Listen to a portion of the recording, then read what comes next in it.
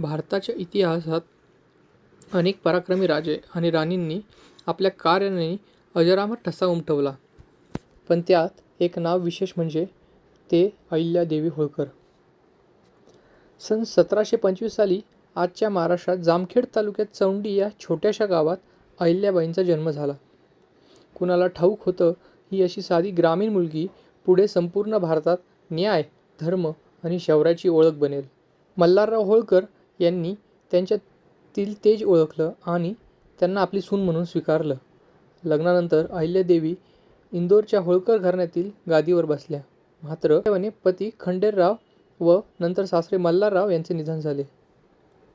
पण ही एक फक्त शोकांतिका नव्हती. अहिल्याबाईंनी या दुःखावर मात केली आणि आपल्या शौर्याने सत्तेचे सूत्र हाती घेतले. एक स्त्रीने एकटीने संपूर्ण राज्य चालवलं आणि तेही देखील न्याय, करुणा आणि शिस्तीने. अहिल्याबाई म्हणजे केवळ राणी नव्हत्या, त्या एक आदर्श राजकर्त्या होत्या. देशभरातील मंदिरे, घाट, विहिरी, धर्मशाळा बांधल्या.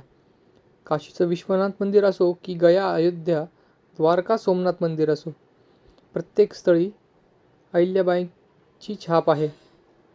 गरज पडली तर तेव्हा त्यांनी तलवारही उचलली. त्यांनी युद्धातही पराक्रम गाजवला आणि राजकारणातही शहाणपणा दाखवला. आपली प्रजेसाठी ते आईसारख्या होत्या. गरीब शेतकऱ्यांसाठी त्यांनी कर माफ केला, शिक्षणाला चालना दिली.